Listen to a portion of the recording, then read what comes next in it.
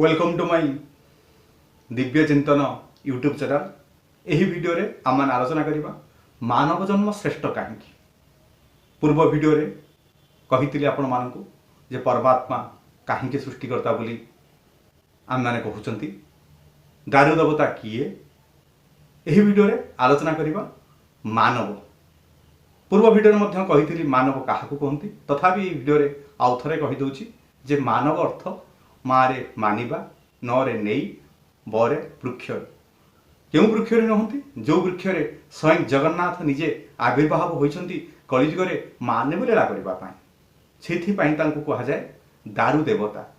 दारू अर्थ वृक्ष, देवता दे अर्थ दे था, ब अर्थ वृक्ष ता अर्थ ताहां ना मानव मान से तो मानव मानि था नहीं वृक्ष।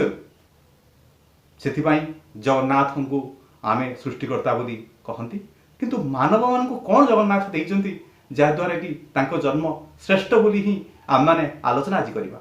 कौन कौन देइचंती? प्रथम जिनस देखा गले जे मानव मान को स्वयं दारू देवता स्वयं जगन्नाथ देइचंती कौन ना श्रेष्ठ धन आकार रे ज्ञान। ज्ञान कौन सी पुस्तक न थाए, केवल परमात्मा ताहा मस्तक दे थांती। आ मस्तकर ज्ञान ही श्रेष्ठ ज्ञान, जो ज्ञान माध्यम रे से ही मानव माने ही धन संपत्ति अर्जन करिथांती एवं आनंद रे रहिथांती। ज्ञान द्वारा परमात्मा को मध्य जानिथांती। तेणु श्रेष्ठ धन परमात्मा जन्म समय रे बिना मूल्य रे मानव मान देइचंती ज्ञान आकार रे।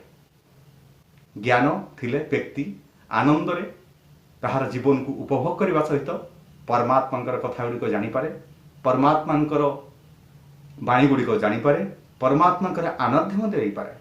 जो परमात्मा तांको सृष्टि करचंती ताहांकर ज्ञान तांकर आनंद केवल ज्ञान रे ही संभव होता है। तेणु श्रेष्ठ धन होची ज्ञान। द्वितीय रे परमात्मा कौन देइचंती ना श्रेष्ठ अस्त्र, जो अस्त्र साहाय्य रे ही मानव बंची पारिबो एवं निजर जेते बड़ विपद दुख समय आसु से समय रे कौन करिवो ना पार ही पारिबो। कौन से श्रेष्ठ अस्त्र? से अस्त्र होउची धैर्य। जदि से मानव ज्ञान माध्यम ही परमात्मा को जानी पारला, परमात्मा आनंद नहीं चली ताहले ता जीवन काल रे कौन सी जदि विपद आपद आसे बा से कौन सी प्रकार असुविधार सम्मुखीन हुए, सेतबले परमात्मा तांकु श्रेष्ठ अस्त्र माध्यम रे ही देवे। से अस्त्र कौन ना धैर्य देवे ताको परमात्मा। आउ कौन सी व्यक्ति साधारण व्यक्ति कौन सी मानव मान को धैर्य दे पारिबनी जदि परमात्मा न चाहिए। तेणु परमात्मा ताहा मध्य देइचंती जन्म समय रे बिना मूल्य रे ही मानव मान को कौन से ना धैर्य।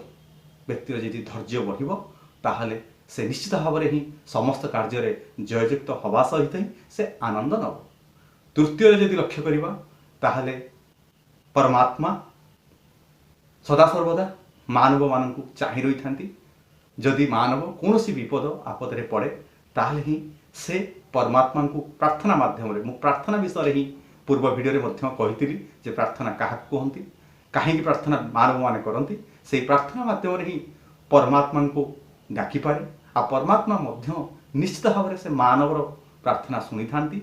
जो प्रार्थना द्वारा परमात्मा मानव मान को कृपा प्रदान करथांती। जो कृपा बल रे मानव तार जीवन रे जदि कौन सी प्रकार झड़झंडा आसे, कारण संसार होची एभली जे संसार कौन संसार सिंधु रूपेण मीन रूपणा मानवा जंजाल जाल रूपेण काल रूपण धीबरा।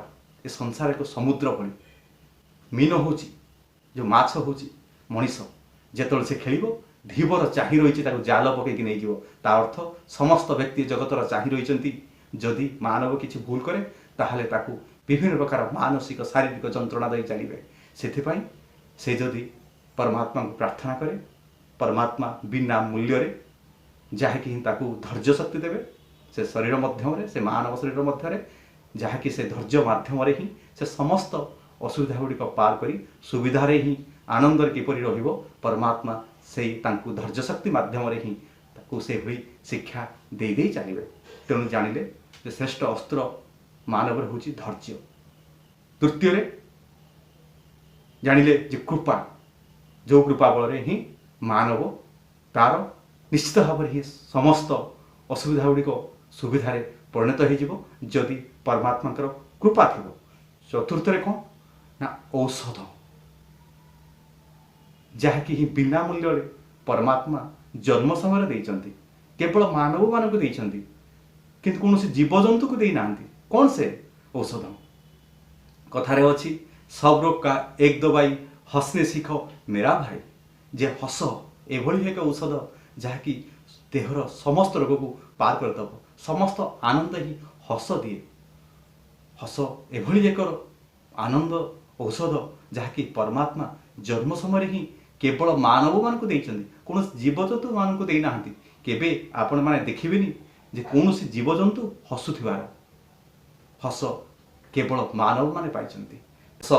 ଯେଉଁ ହସ ମାଧ୍ୟମରେ ମାନବ ଆନନ୍ଦ ଲାଭ କରିଥାଏ, ଯେ କି ହିଁ ପରମାତ୍ମା ଯେତେବେଳେ ମାନବମାନଙ୍କୁ ସୃଷ୍ଟି କରିଛନ୍ତି ସେତେବେଳେ ଦୁଇଟି ତା ଶରୀର ଭିତରେ ରଖି ଏ ସଂସାରକୁ ଛାଡ଼ିଛନ୍ତି। ଗୋଟେ ହେଉଛି କ'ଣ ନା ବୃଦ୍ଧ ଅବସ୍ଥା, ଆଉ ଗୋଟେ ହେଉଛି ରୋଗ ଅବସ୍ଥା।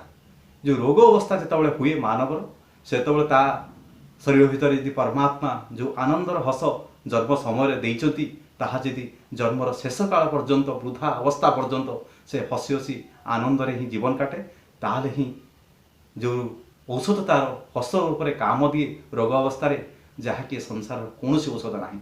ତେଣୁ ହସ ଏଭଳି ଏକ ଔଷଧ ଯାହାକି ସଦାସର୍ବଦା ମାନବମାନଙ୍କୁ ହିଁ ଶକ୍ତି ପ୍ରଦାନ କରେ। ତେଣୁ ହସ ମଧ୍ୟ ପରମାତ୍ମା ଜନ୍ମ ସମୟରେ ମାନବମାନଙ୍କୁ ବିନା ମୂଲ୍ୟରେ ଦେଇଛନ୍ତି। ତେଣୁ ଜାଣିଲେ ତ, ପ୍ରଥମେ ପରମାତ୍ମା ଶ୍ରେଷ୍ଠ ଧନ ବିନା ମୂଲ୍ୟରେ ଦେଇଛନ୍ତି, ତାହାଙ୍କୁ ଆମେ ଜ୍ଞାନ ବୋଲି କହୁଛନ୍ତି। ଦ୍ୱିତୀୟରେ ପରମାତ୍ମା ଶ୍ରେଷ୍ଠ ଅସ୍ତ୍ର ରୂପରେ ଧୈର୍ଯ୍ୟକୁ ଦେଇଛନ୍ତି ମାନବମାନଙ୍କୁ, ତାହାକୁ ଆମେ ଶ୍ରେଷ୍ଠ ଅସ୍ତ୍ର ବୋଲି କହୁଛନ୍ତି, ବିନା ମୂଲ୍ୟରେ ପରମାତ୍ମା ଦେଇଛନ୍ତି। ତୃତୀୟରେ ଶ୍ରେଷ୍ଠ କୃପା ପରମାତ୍ମା ନିଜେ ମାନବମାନଙ୍କୁ ଯେହେତୁ ହାତରେ ତିଆରି କରିଛନ୍ତି, ଗଢ଼ିଛନ୍ତି, ସେଥିପାଇଁ ହିଁ ତାଙ୍କର ପ୍ରାର୍ଥନା ବଳରେ ମାନବ ଯେତେବେଳେ ବିଭିନ୍ନ ପ୍ରକାର ଦୁଃଖ କଷ୍ଟ ଯନ୍ତ୍ରଣା ରୁହେ, ଯେତେବେଳେ ସେ ପ୍ରାର୍ଥନା କରେ ସେତେବେଳେ ହିଁ ପରମାତ୍ମା ତାକୁ କୃପା ପ୍ରଦାନ କରିଥାନ୍ତି। ତେଣୁ ଶ୍ରେଷ୍ଠ କୃପା ପରମାତ୍ମା ଦେଇଥାନ୍ତି, ଯାହାକି ବିନା ମୂଲ୍ୟରେ ମିଳେ। ଶେଷରେ ଜାଣିଲେ ଯେ କି ଶ୍ରେଷ୍ଠ ଔଷଧ ଯାହାକି ହସ ପରମାତ୍ମା ମାନବମାନଙ୍କୁ ବିନା ମୂଲ୍ୟରେ ଦେଇଛନ୍ତି। ଏହି ଚାରୋଟି ଜିନିଷ ଯଦି ପରମାତ୍ମା ବିନା ମୂଲ୍ୟରେ ମାନବମାନଙ୍କୁ ଦେଇଛନ୍ତି, ଯାହାଦ୍ୱାରା କି ମାନବ ଆଜି ସେଇ ଚାରୋଟି ଜିନିଷକୁ ପାଇ ଶ୍ରେଷ୍ଠ ବୋଲି ବିବେଚିତ ହେଉଛି। ସେଥିପାଇଁ ସେ ସଦାସର୍ବଦା ପରମାତ୍ମାଙ୍କୁ ଶ୍ରେଷ୍ଠ ବୋଲି ଚିନ୍ତା କରିବା ସହିତ ନିଜକୁ ବି ଶ୍ରେଷ୍ଠ ବୋଲି ଚିନ୍ତା କରିବା ଆବଶ୍ୟକ। କାରଣ ପରମାତ୍ମା ଯଦି ମାନବଙ୍କ ସହିତ ଥିବେ, ତାହେଲେ ନିଶ୍ଚିତ ଭାବରେ ହିଁ ମାନବମାନେ ଆନନ୍ଦ ଲାଭ କରି ଚାଲିବେ। ତେଣୁ ଜାଣିଲେ ମାନବ ଜନ୍ମ ଶ୍ରେଷ୍ଠ କାହିଁକି। ପୁଣି ଆମେ ଆଲୋଚନା କରିବା ବିଭିନ୍ନ ଦିବ୍ୟ କଥା ମାଧ୍ୟମରେ ପରମାତ୍ମାଙ୍କର, ମାନବଙ୍କର, ଦାନବଙ୍କ ବିଷୟରେ ଏବଂ ସମାଜ ବିଷୟରେ। ଏହି ଭିଡ଼ିଓଟି ଆପଣମାନେ ନିଶ୍ଚିତ ଭାବରେ ଦେଖିବେ ଏବଂ ପୂର୍ବ ଭିଡ଼ିଓ ଗୁଡ଼ିକ ଦେଖି ମୋତେ ଆନନ୍ଦ ଦେଉଥିବାରୁ, ଆପଣ ନିଜେ ଆନନ୍ଦ ନେଉଥିବାରୁ ବହୁତ ବହୁତ ଧନ୍ୟବାଦ ଆପଣମାନଙ୍କୁ।